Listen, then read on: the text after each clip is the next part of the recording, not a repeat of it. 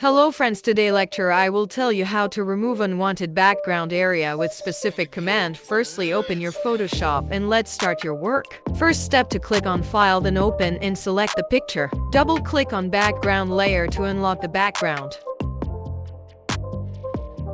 Select the magnetic lasso tool from toolbar and start selection and press Ctrl+ to zoom the picture.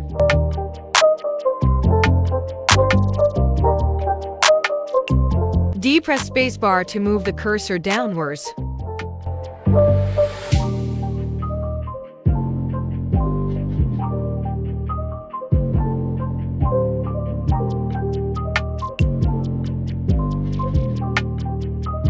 To select the area between the arms, press Alt and select.